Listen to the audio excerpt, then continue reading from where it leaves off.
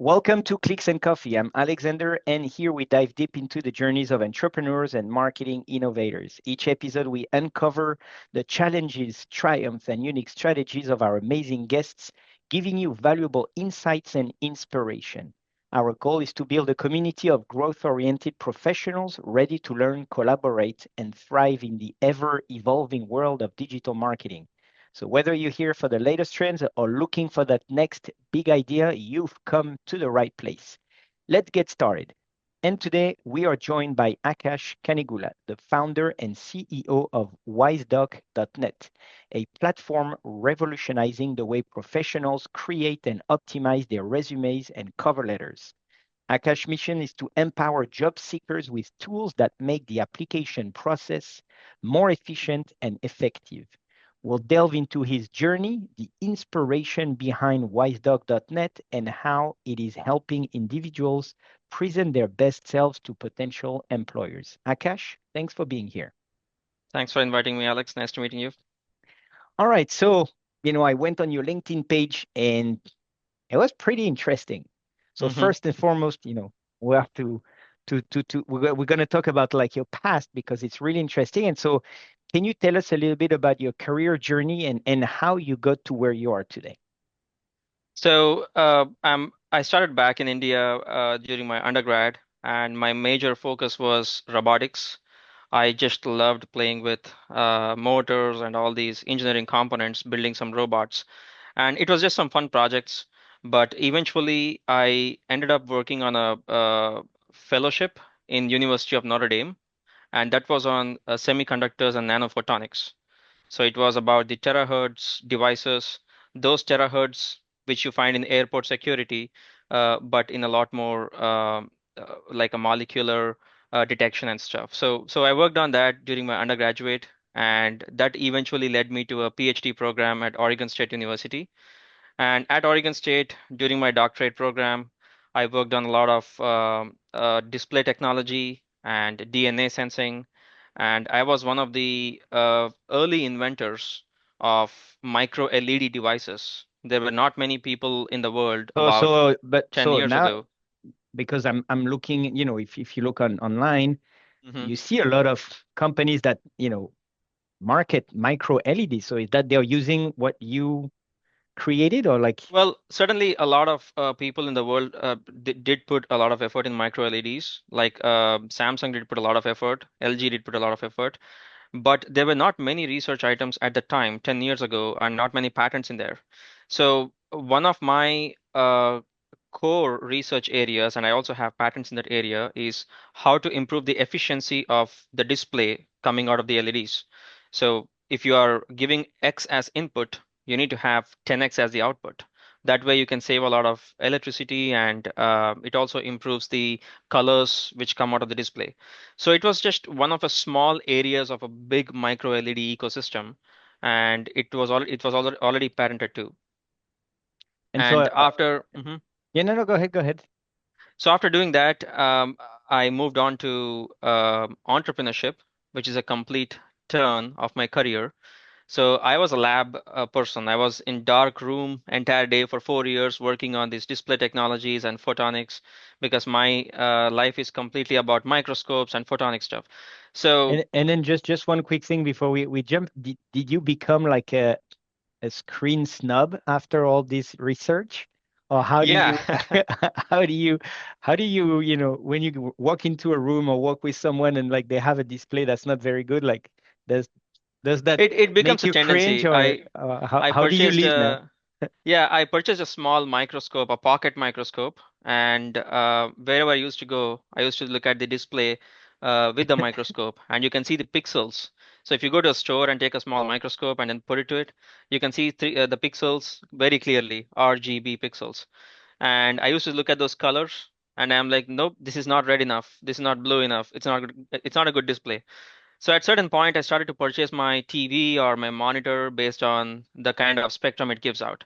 So it was going to that level of craziness. Wow. Um, Glad I'm snapped out of it eventually, but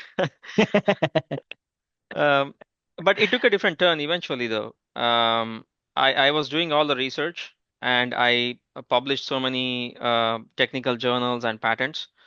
And one of the things which was very frustrating to me was when you write technical journals, it has a format for the document. And there were times when I used to write a journal. Obviously, I don't care about the format because I'm a researcher working on my stuff, writing some documents, and they used to get rejected because the format was not great. I'm like, I'm a researcher working on the content and the science behind it, and somebody rejects me because the format of the document was not good. So I was like, this is frustrating. That doesn't make any sense. No. So I started doing some research with I started doing some survey basically with a lot of researchers around and asking them, hey, do you have the same problem? And a lot of people said, yeah, I have the same problem. The editors keep rejecting it because the format is not great.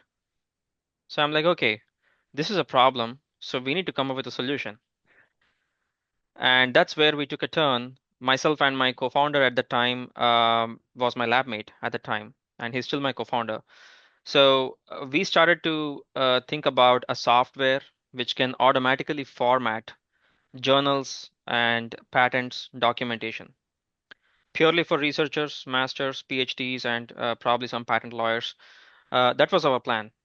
So we started to learn a lot about business and coming up with companies and startups in America while being immigrants. And we eventually started the company and we built the software with our team. And then 2020 came up. So we were few months away from launching our software to universities for journals and thesis. And 2020 came up. All the universities lost money. The COVID pandemic just took a completely different turn. People were losing jobs, layoffs everywhere, and no new positions because companies are freezing the job hiring, and universities are not ready to purchase any software for researchers. So we had two options. Option number one, we just bankrupt, just close everything out. Option number two, we use the technology we have built, but for something which the market needs at that time. And that was a time where people are losing jobs. They really need something smart to come up with good resumes and cover letters. So that's when we did a major pivot from journals and thesis and a documentation software, which is why we call the company Wisedoc, the Wise Documentation. And then we pivoted, a major pivot, to career industry using our technology. So yeah, that's pretty much, and we are still doing that. We are in many universities today. So hopefully doing great. It's pretty funny how a lot of entrepreneurial journeys is like, I was doing this and then I got super annoyed. So I decided to fix the problem. Right, right. That's usually what happens, you know? It's like this is I guess the I idea guess it's behind also it. the philosophical attitude of why you start a company. Because I had a doctorate and I had a great job with a great pay. There is absolutely no reason for me to start a company and try to find some problems and fix them. I think at the end of the day, uh, it gives a lot more joy and satisfaction to build a product which can help people and change society. So with today, I can say Wisedoc did help thousands of people prepare for job and secure jobs. And that to me is really satisfying. Like I don't know who those people are, but I do know there are But thousands of people out there you with feel good. jobs. Yeah, and that's something to worthy to live for. No, no, So I totally agree. So can you tell us a little bit more about WiseDoc and how it works and how it's helping people? right. So a quick background about how things work. So most students or job applicants don't know how the recruiting works.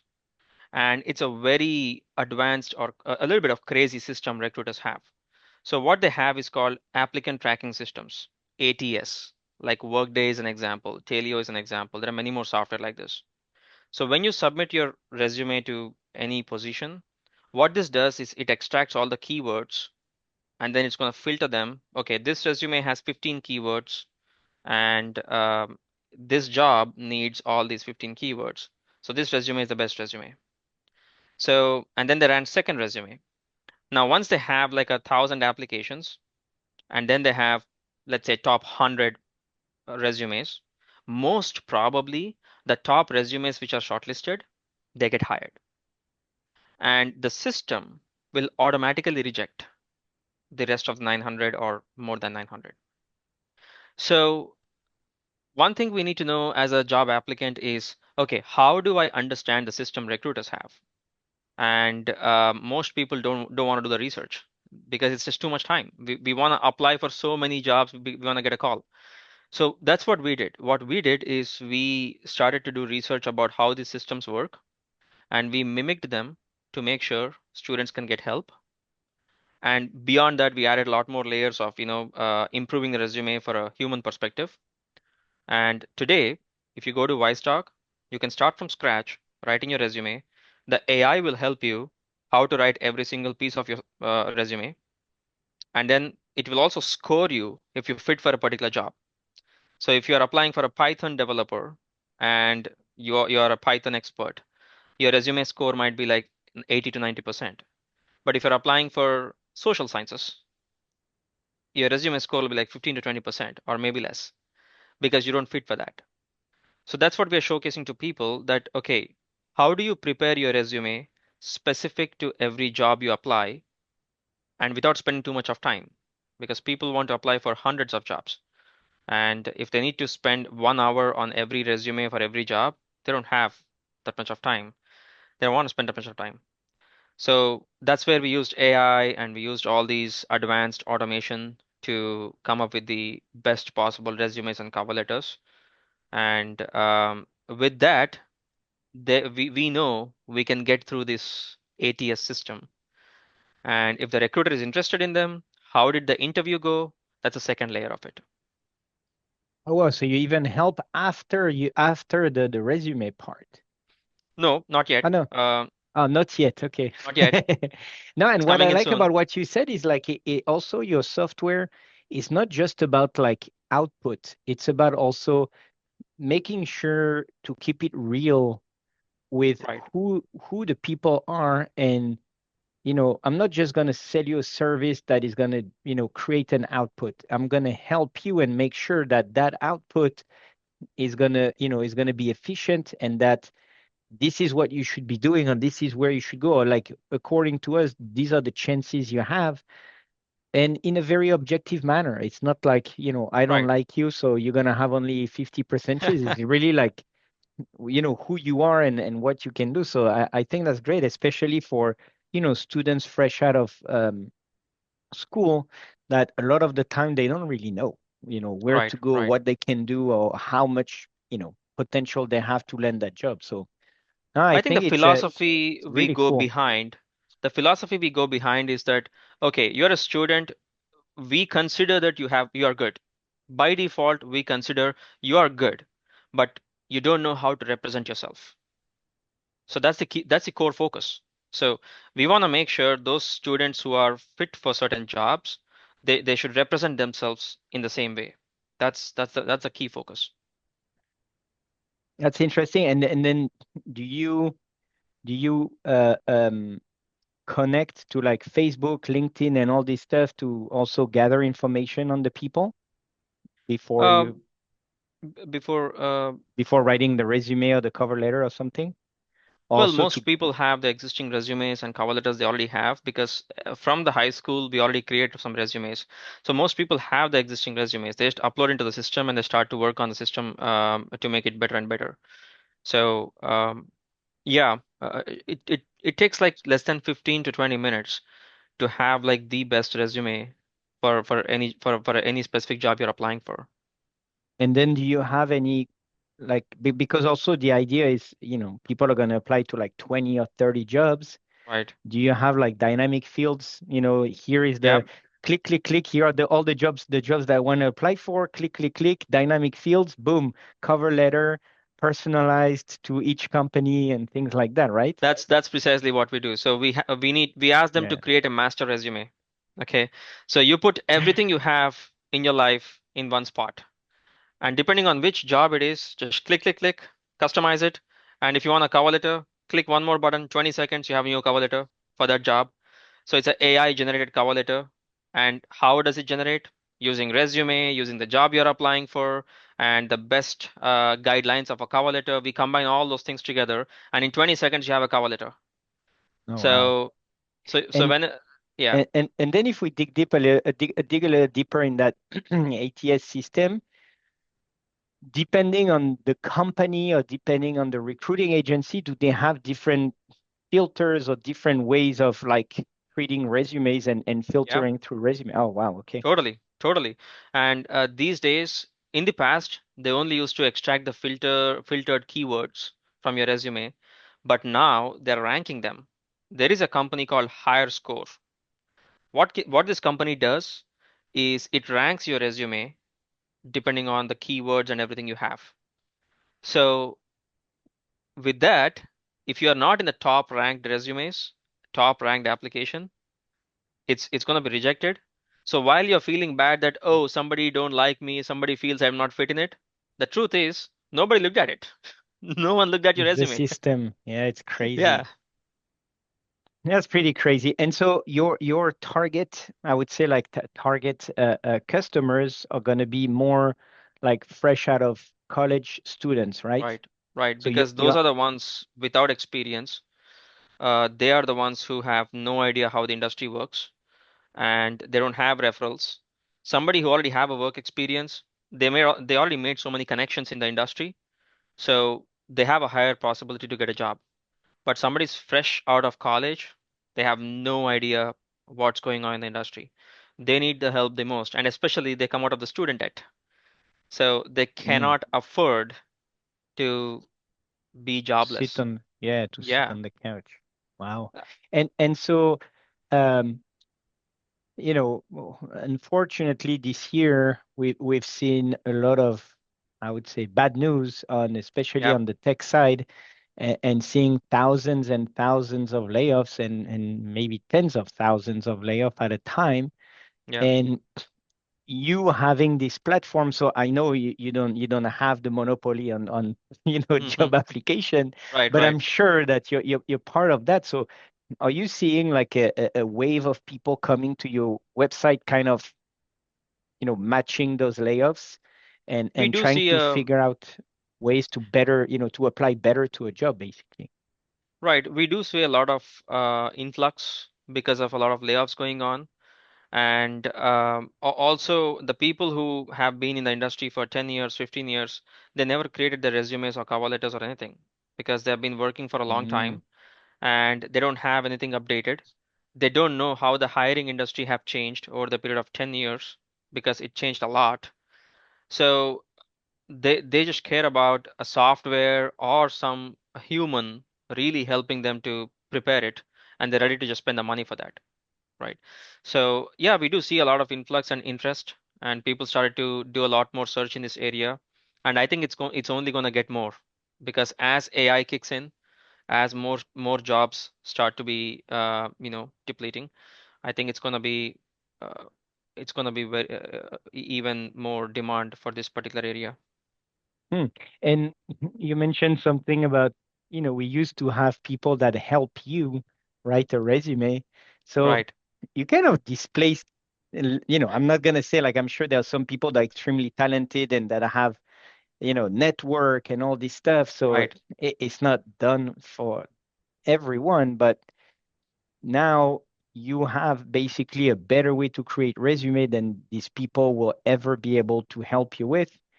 You right, have the capabilities of like accelerating, the creation of cover letter and customized cover letter, because as an employer myself, I would receive some cover letters and you can see that it was like copy paste the same hmm. exact one, like, dear director, I am applying for your company. Like, clearly that would be the cover letter. Yeah, I'm like, come on. But at the end, you cannot blame people because they need to apply. So right. that was the tools that they had before to do it, at scale. So now we have a pretty cool system. And so Before, yeah, mhm. yeah, go ahead. I think before there are some career advisors and career coaches. So what they do is they take in your profile, they come up with a better profile, and then they ask you to apply for a certain job. Now, because of AI, and Wisedoc itself is a AI tool to kind of replace career advisors and career coaches, because somebody who is able to create your LinkedIn profile or resume for $1,000, now a Wisedoc tool can do it for $10 in equally efficient, rather better. So yeah, I think the ecosystem and the landscape is changing quite a bit in this area too. Like for every good invention, if Wisedoc is helping a lot of people to get jobs and get interviews, at same time, there is always a downside of it that the career coaches and career advisors will cannot keep up with AI. So um, that I think that's a common thing for every industry, I guess. Yeah, yeah. And then so basically a good idea for you would be to sell, I would say, group licenses to universities for all of their students to use. And that would Right, be because universities have 40,000 students, for example, and they have like 5 to 6 advisors. There's no way 5 to 6 advisors can help thousands of students. So, which is why we directly go to the universities. Wisedoc is licensed to the universities because advisors can't support everyone. It's just not possible. So now that we are giving it to universities, students are able to get help in bulk, and those students who need extra help or a really manual intervention, they go to the advisors. So this cool. is basically a savior for the university advisors. So that's the perfect segue to my next question is, you know, every business, every great business doesn't sell itself. No Right, matter how you put it, you still have, to put yourself out there and find ways to get the word on the street.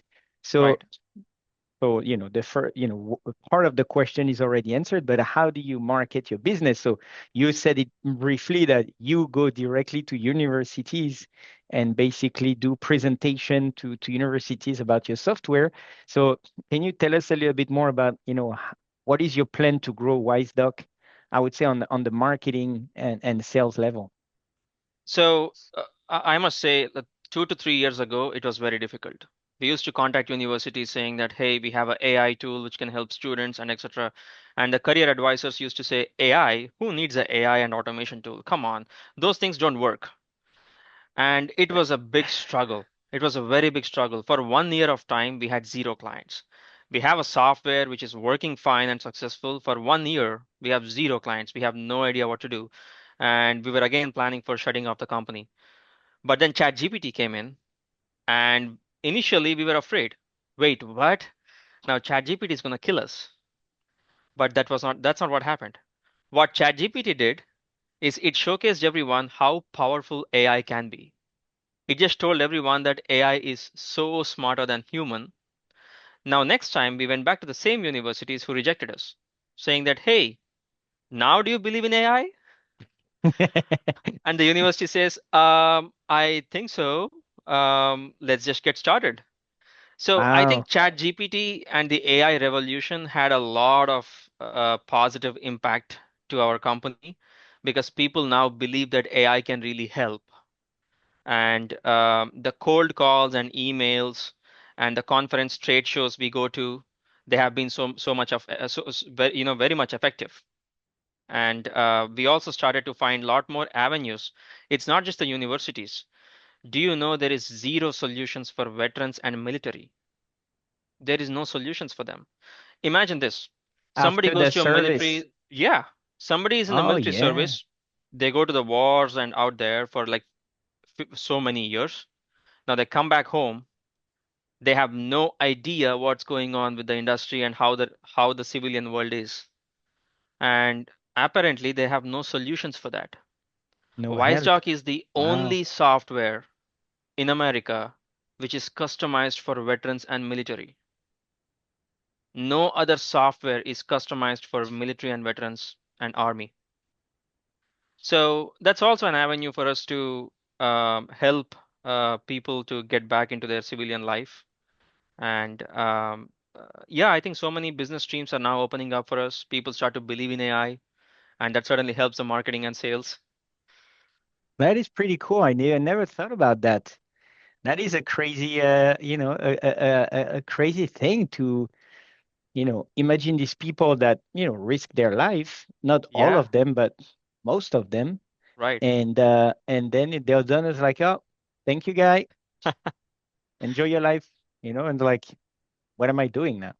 Yeah, So no, what's next? They already that is have, super cool.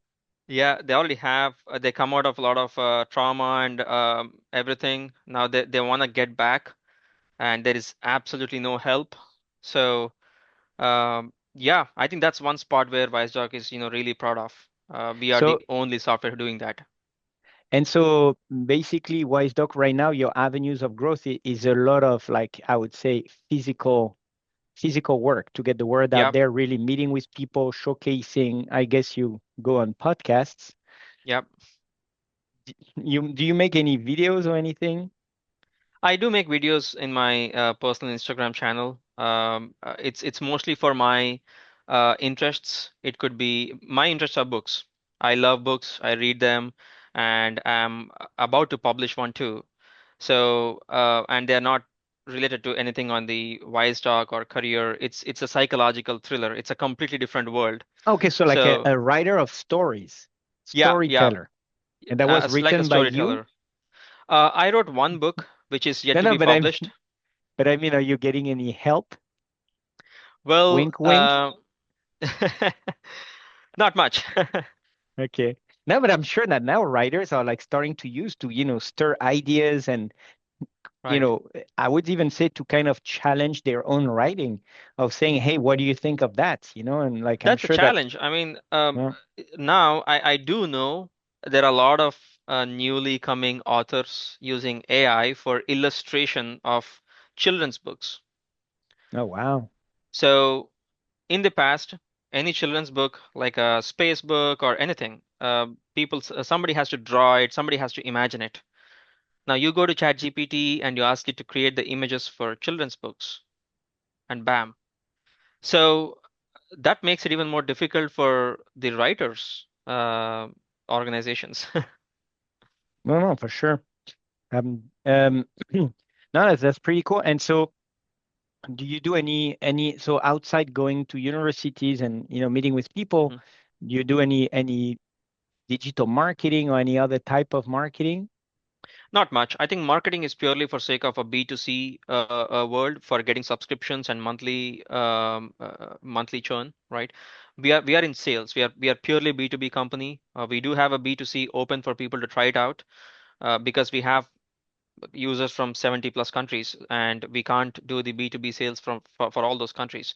So we are very much focused on B2B. So we are in trade shows, we are physically there talking to people, doing cold calls and emails and trying to see if someone is interested in this. A lot of people don't even know that AI can help in this area. A lot of community colleges and schools and universities. So it's mostly a direct interaction with them. Hmm, that's fascinating. It's so funny that to think that such an automated digital software Hmm. does not, get the word out digitally and not like you have to physically talk about it.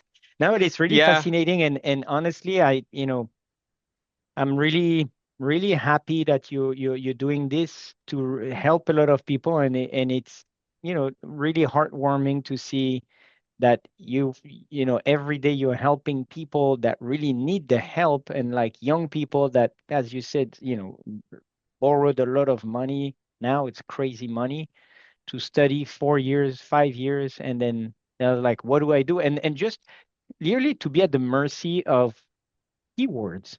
right, When you think right. about it, it's like it's Not yeah, just the keywords. I think not just the keywords, but also in terms of some. For example, there was a resume I was reviewing, and I was helping out this guy, and the resume had I worked on a lot of projects in JavaScript, and there was another resume which speaks about I worked on 4 projects in JavaScript. So both have the keyword called JavaScript, but the point is one was very specific, factual, and more trustworthy information. The other one is vague. So students would not know about this unless being told by someone or something. So I think there are a lot of factors Wisedoc helps with beyond the keywords. And keywords are now one of the key things, but not everything. No, super. Akash, it was a great pleasure to have you on this podcast. I'm very happy that you started this business, Hmm. that you're, helping students, but also helping veterans. I think we really need to get the word out on that, because that's a big thing, and a lot of people are trying to help, in different aspects of the veteran after army life, after they're retired. So kudos to you. Anybody that is curious about Wisedoc is Wise, so it's wisedoc.net. It's a purple logo because I know that there is another website called wisedocs.ai. Hmm. So not to not to mix the two. And no, I really wish you all the best, and all the best also for all the people using your software and finding the jobs that they deserve. So, Akash, thank you so much for being part of this podcast. Absolutely. It's very nice to talk to you, Alex. Thank you for inviting.